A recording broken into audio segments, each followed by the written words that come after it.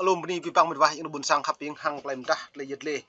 rat we tak boh le ria ka phun kha ka le yuan swa ko ka la mong pa nya ko pya re giờ nó có mày mò lăng thông tin báo chí bằng lần char Việt Nam đã có trả lời hiến là luôn ta cắt lời áp đảo nuôi lần sang tại Pla Tapu giờ nó lời này lại nhiều bộ kia giặc ô nhiều tổ ta chỉ phổ phun vô lần giờ mong bạc biết giờ đã nhiều tổ lên tam nuôi chính phun vô lần lại chính nhiều bộ pít nọc lùi ô chính nuôi nào biết nông doanh tại Pla cái nhiều bộ nó nơi mùng này lại nhiều căng nào hàng lại rúng lên nào hàng lại lơ đập ạ nó anh cho tôi lại lơ đập ạ này lấy chào cái nhủ lơ đập ạ này tới buộc mệt vãi một răng bộ màu po lợi nhiều ngạn cái nhiều po phải thì po cả nhiều giam dân số thì nhiều po mong niệm nạp giờ nó mày độ này ta hay buồn vui ở đây có ít xem lăng lên trong kỳ không về đoạn nằm lệ lúc hàng pol dần plư lên trong nằm ngạn cái thằng buồn sang để ca tập bộ nó đã có nhớ mấy càng đặc biệt cờ trả lời này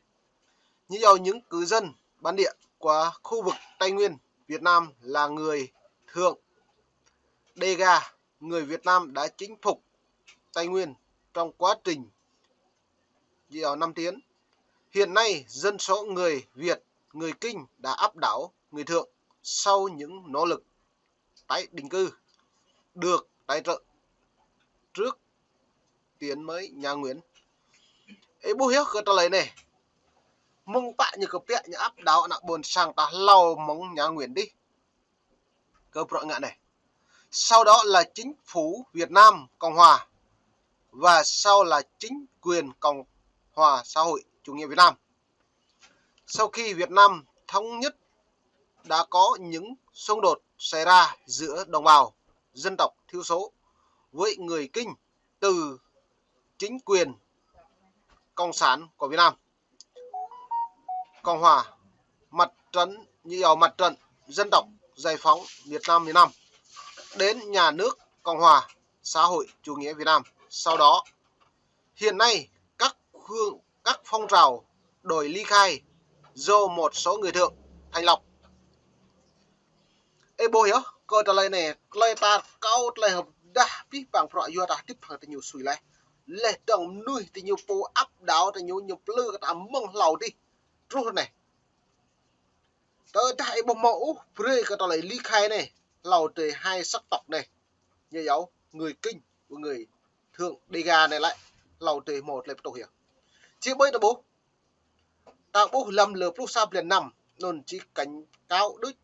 cảnh bạo về cầm nước người dân Việt Nam sống hiện tại trong nước Việt Nam người Kinh như giàu Kinh đang cộng sản Việt Nam này như áp đảo nặng buồn sang đi gà tập bộ nắm từ lại tung clom ra này ta cả bật hậu ôm nuôi lây plư po lây hà này nhiều lum nuôi nhập lừa nặng buồn sang tập năng nặng buồn sang ta lợi dụng cái nhô tập năng nhô lợi dụng cái nặng buồn sang ta nó là po lây duẩn tới đây nhập lừa ít lợi dụng ít mang ta lại pro mạng lệ tướng hàng lại dru là anh ta bố lệ nó nặng buồn sang đề ca các bạn này nào độ ta lệ hàng lại nhầm plư một lệ prac lệ đó này nhưng bố lệ cái nào như dru là pre bóng bằng lệ prac độ chả mi đấy như từng pro tại pre thì đau pre sang độ luôn ta giờ nó là buồn sang ta bạo cái nhu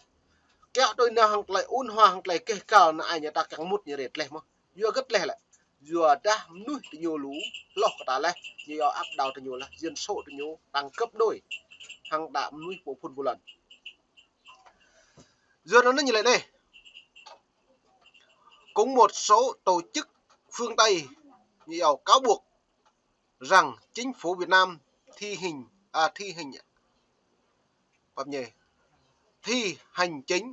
chính sách đàn áp người Thượng ở Tây Nguyên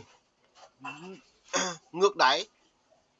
nhiều chính phủ Việt Nam cho rằng những người dân tộc thiểu số trên toàn Việt Nam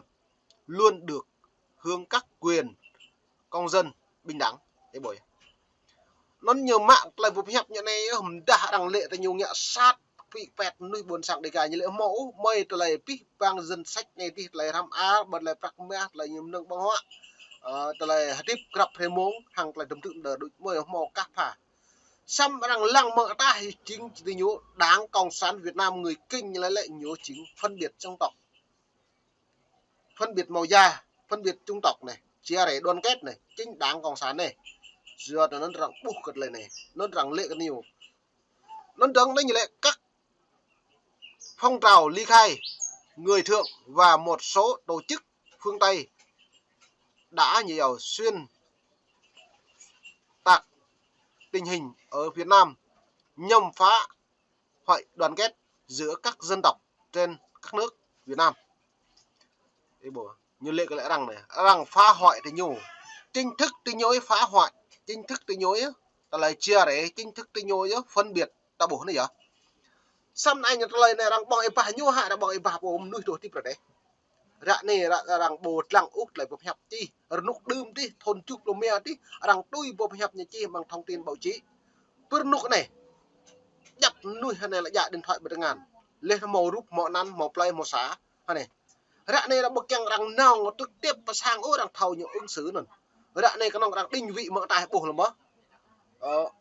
Nuôi doan ham nuôi nào buồn sang hiếm nhủ. Nuôi thành thị này, nuôi thành phố này, nuôi thị trấn này, nuôi thôn quê này. Nó nhỉ, đã bố bì à? Với người dân bản địa mà lại vui bằng thảo địa bìa ố. Với nhiều mong người Hà Nam nuôi giàu di cư đúng. Mong Hà Nội miền Bắc thì trôn vậy lại trôn bạn thì lần chặt tài nguyên ta lại trộm mà thôn tùy mò tè đi mò sang say mò ngạ một lần prong. Nhưng bao nhiêu ngàn lần. Thế bởi rằng định vị đã bố bì à? Rằng cái nào là dân số nặng buồn sang GDP đọc huy bằng. Bơm lệ nuôi dân tộc siêu số mà thảo huy bằng ổ. Bơm nuôi người di cư là thảo huy bằng. Mang nó dân số như lu lóc cầm nuôi nào buồn sang ta lại bùi nhô lệm trồng người ta làm nuôi bịa được như lệ hiếm bạ các nạn buồn sang GDP tài nguyên bản địa ta lại nhờ dạp như vậy như lệ hướng chính sách như lệ bình đẳng